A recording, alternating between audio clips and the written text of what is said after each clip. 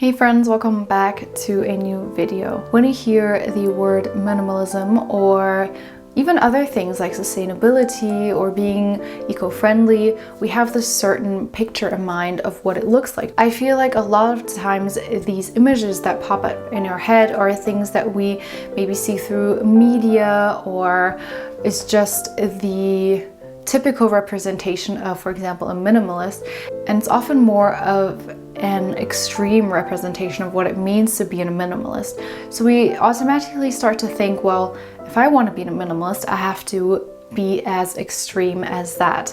Maybe only own 50 things, be able to fit all your things in your backpack, or give up all your worldly possessions and live like a monk.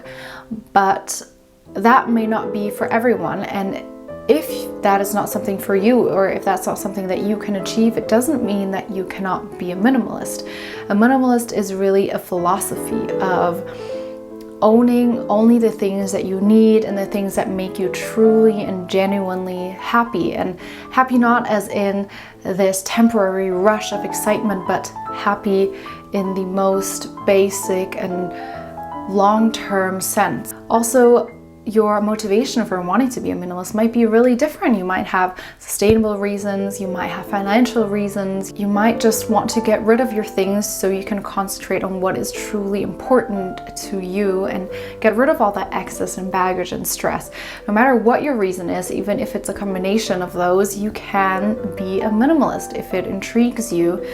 So don't think you have to be this extreme version, or you can just forget it. And I think that's the thing with a lot of things, whether it's a plant-based nutrition or minimalism or environmentally friendly, you don't have to be all or nothing. You can really pick and choose and see how it fits to your lifestyle and kind of tailor it to you. And that is why I truly believe that minimalism looks really different when adopted by different people. We are all so different and we live such different lifestyles that it's only logical that how our minimalism looks will look really different. Sometimes I don't really necessarily agree with the portrayal of minimalism of having a certain number of possessions or fitting everything into a bag, because it starts to become like a competition. You have to own this many things or you're just not a minimalist.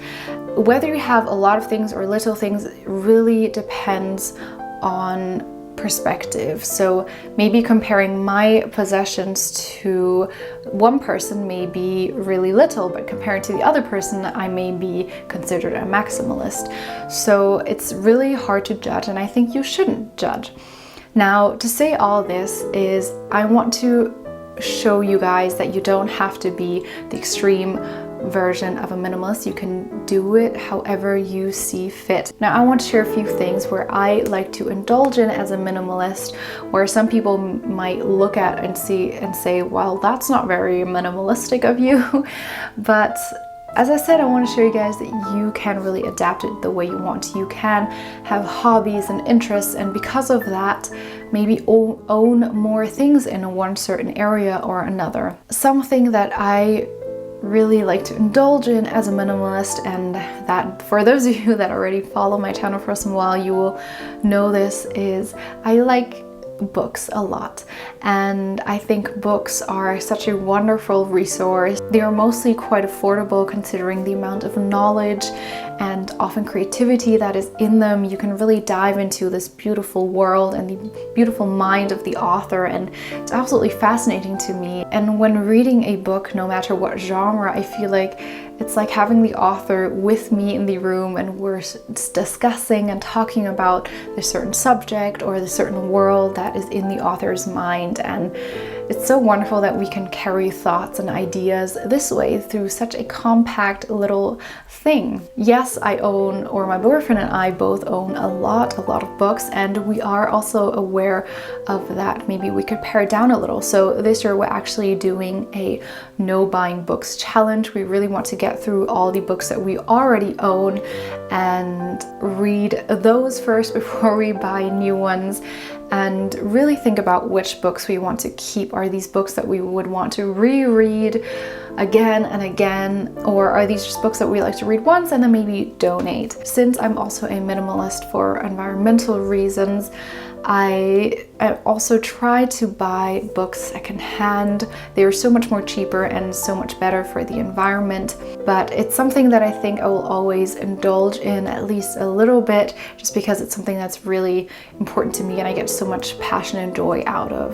Before I continue, I'd quickly like to talk about my book club. So talking about books, I of course also have a book club that is so much fun. We read one book per month, alternating fiction and non-fiction, and we are this beautiful tight-knit little community where we discuss the book also monthly. I have worksheets, and it's just a time to get together and to share our love of books and stories. So if you'd like to join, the link is down below or up here. I'll see you there. Now, something else that I get a lot of passion and joy and happiness from is colors. So often minimalism can be confused with the minimalist aesthetic, which is often very white and clean, and some maybe even say sterile.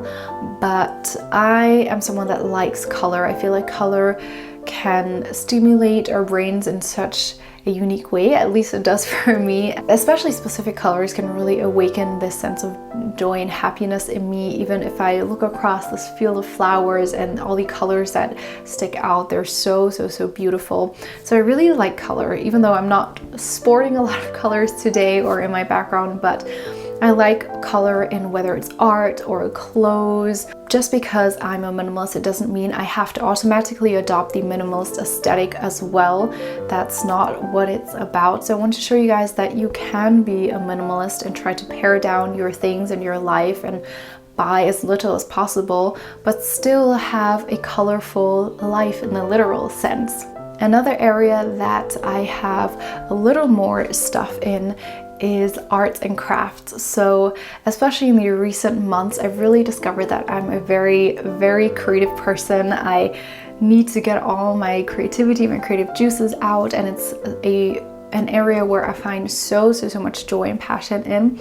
So I do have quite a lot of art supplies, different types of art supplies, so paint, but also coloring pencils and charcoal and embroidery materials, and it's just a lot of different things and ways I like to be creative with. And because this is a passion of mine, a hobby of mine, I do allow myself to have a little more in things in that area, and that's also totally fine. If you maybe are a record collector, or if you are a passionate photographer, you can have a little more things in those areas because it sustains your passion, your hobby, your happiness. It's the opposite of minimalism if you're just trying to get rid of as much as possible, but then you're miserable because you cannot pursue your passion in a way you'd like to. And the last area that I like to indulge in as a minimalist is food. So all things surrounding food, whether it's cooking or grocery shopping, eating out,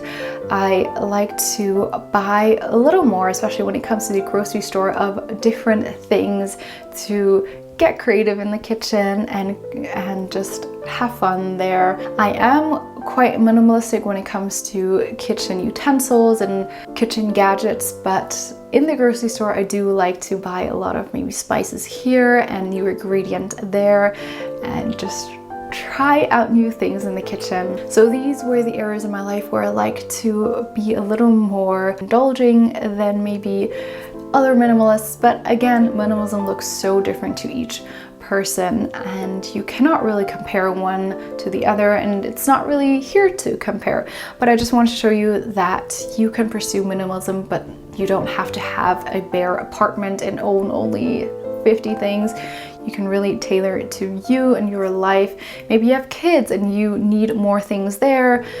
It just really depends. So I'd love to hear in the comments down below if you are a minimalist, or if you're thinking about becoming a minimalist, what is an area that you think you'll still continue to indulge in. Just keep in mind, it should be something that brings you true happiness. I'm not talking about the quick rush we get from buying something new, but true passion. You know where your passion lies. So I hope you found this video interesting and inspiring, and I'll see you guys in my next video. Bye.